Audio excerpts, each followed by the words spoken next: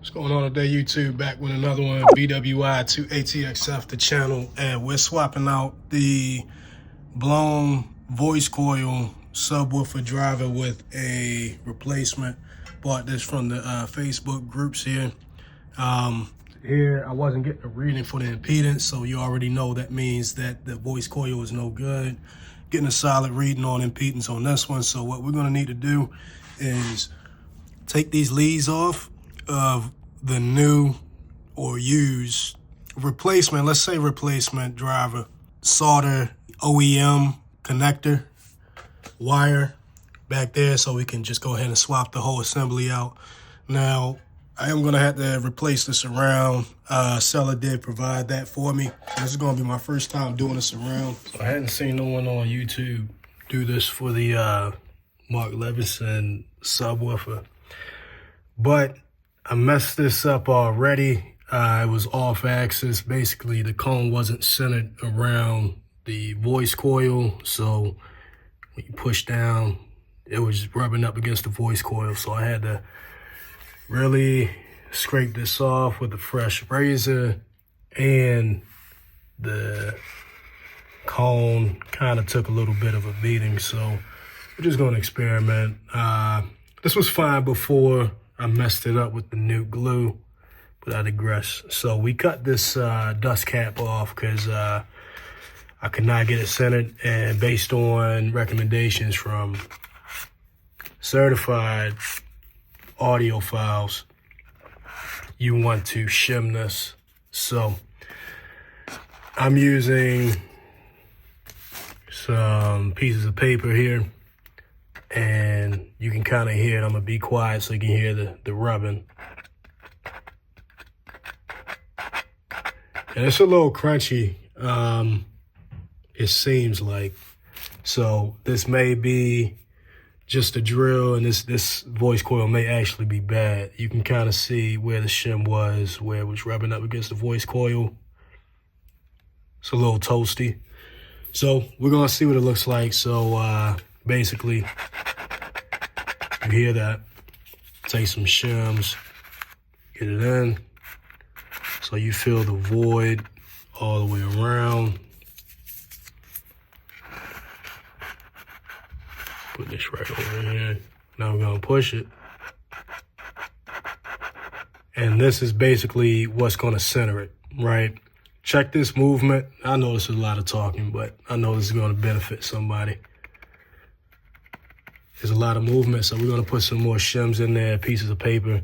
This is just the backing of a thin sheet of paper, and we're gonna do it across from each other, each side.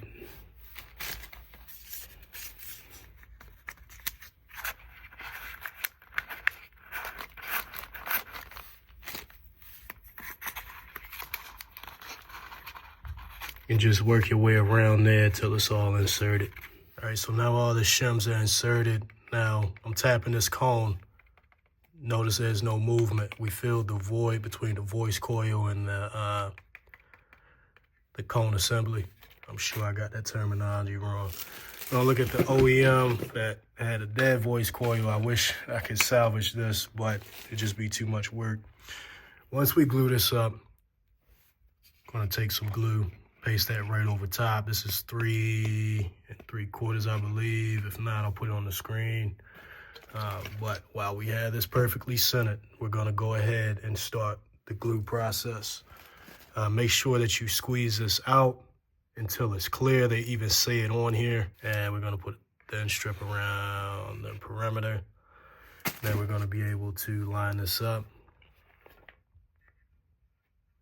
Push it down till it gets tacky. And then once that's down, we'll let it cure. Now we got this on pretty evenly. Thin strip, you don't need too much. Then we're gonna line this on.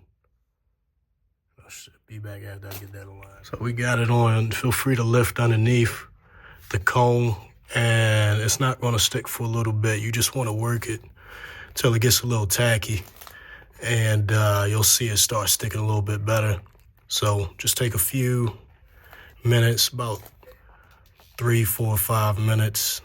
Go around. There's a little excess right there. Not worried about it. It's cosmetic. Keep in mind, if you use too much glue, it's gonna kind of change the dry time. So just take your time, keep pressing around gently, and that is gonna start to stick. So a little sloppy, it's fine. Like I said, it should be cosmetic. We're gonna get this extra drying time. One thing that you can check on the back side is the comb versus the foam. It's not perfect, but before it sets, you should be able to move it around so it's right on the edge. And if you see any gap between the comb and the foam, go ahead and apply pressure. But this should do it. So this is dried overnight. There's no voids here. A little bit of overage. It's fine. Now we're gonna take a thin strip. Just lift up the edge, let it lay down on its own weight all around there. And we're gonna repeat the process of letting it get tacky until it starts sticking. And then we just let that cure. So we got everything, all the shims still in, of course. Got the thin strip, and we're just gonna make our way around, push down. Feel free to push up on the cone underneath if you need it to get flat.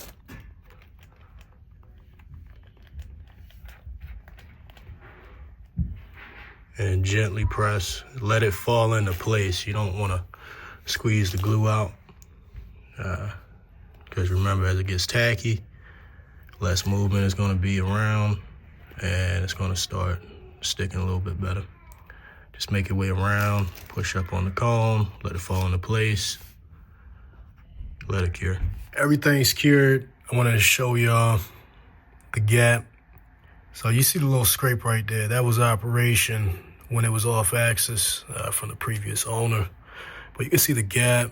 There is a little bit more gap on this side. However, the shim did allow it to have a proper space. So we don't have too much movement. It's not off axis.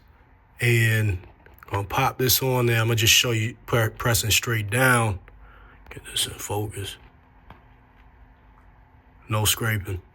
So as long as that voice coil is not too toasty, should be good. We're gonna go ahead and clean this out. You don't want any debris in there. I'm gonna get some compressed air. Shouldn't be too much in there. And we're gonna glue this down, dust cap. And that'll be done with the install. And then we're gonna go ahead and use the original harness, pigtail, everything already desoldered it from the dead one. And we're gonna solder it back right there. It's a little bit unorthodox. Simply Speaker says to put it on the speaker cover cap. I'm not doing that. You can see the way I cut it. There's still a remaining lip on here from the OEM lip. So I'm gonna go ahead and do a fine thin strip all around. That blue line is from the OEM glue from the OEM cap. How many times have I said OEM? But to get this all the way around. And then what I'm gonna do, I'm gonna take that brush. I'm done with this. Take this brush, just pat it on the fibers. That way it locks all that in. We're gonna take dust cap, some painter's tape because it doesn't stick too well. And we're gonna line it up with the outside, and we're able to move that around. And that's sealed up. Look at how that lip catches the angle just fine. And we're gonna take this off. Roll right off. Put this weight on there. Quote unquote weight. Right in the middle. Gonna let that cure, and then that's gonna be it for the speaker re-gluing. And we're on to removing the speaker, the sub from the bracket. And I'm doing this without heat. Heat, of course, would make it a lot easier for you, but because, I mean, depending on your use case, you can definitely get it just from a mechanical separation. So just get a wedge, some type of pick that you can wedge in there and slowly move around the perimeter. And it should go. Bottom is plastic, so you don't want to do too much. Just take your time, go around the piece. Again, I'm doing this with one hand, but once you hit that sweet spot and you kind of twist and pry, you can hear the adhesive separating. It's on the way. You don't want to break this, so just work your way around and it'll go. Separated. There is a adhesive strip that maintain stickiness, tackiness, so I'm gonna leave that in place. Before we get these leads through this square, I'm gonna take off what we can take off of the foam. This doesn't need to be necessarily clear. I tried to scrape it off, just wasn't worth the effort. So go ahead and get this on there. We're gonna glue this down. So we've gotten everything restacked on top. Got it, the top lip on. Flip this over. We also have the leads through this box. Red is gonna be on the left. Black is gonna be on the right. And we're gonna get these Torx screws in to sandwich that together, the whole assembly. This is gonna be a T15. Just put the 4 back in. So I got this through the baffle first. I kind of messed up with that, threaded that through. And we're gonna call it a night here. Reason why, things are still curing, just trying to give it extra time. And we got it through this hole. We're gonna keep this bent right at the terminal. That way, we should be able just to heat up the existing solder on here to get it through that that hole on the terminal. If not, we got additional solder that we can use, but getting these terminals off to begin with, I really didn't have to fight too much, and it rebonded real quick. So just heat this up and we'll see how that go tomorrow. We'd be good to test. Got the solder together. This side worked just fine to get through the hole and sturdy. This side really gave me some issues. I think the wire didn't really have too much existing solder on there, pre-existing solder on there. So there's a stable impedance on this. If it stops working, I know what happened. Just snatch it back out, do it properly. Shortcut, I know, but whatever. Already tested it out and got power. It's no clipping. I'll display that in a minute, but now it's just a matter of getting this back in. I can get out of my therapeutic voice. It's confirmed work and I got it back installed. I don't care what anybody says. I'm not removing this whole seat just to get to this deck. Go ahead, cut that up if it works for you. If you don't want to do that, by all means, do what you do. But we're gonna get this on, the grill back on. Keep in mind, depending on the color, I feel like black because it absorbs heat. It's a little bit more brittle. But if you take this technique, this of, you know, subwoofer removal, this is brittle, very brittle. This broke, everything broke. Everything broke, and these are now discontinued from Lexus. You can't get them. You have to get a second hand. So keep that in mind. I'm gonna look for a part out. Put my face in accomplishment. We got it all squared away.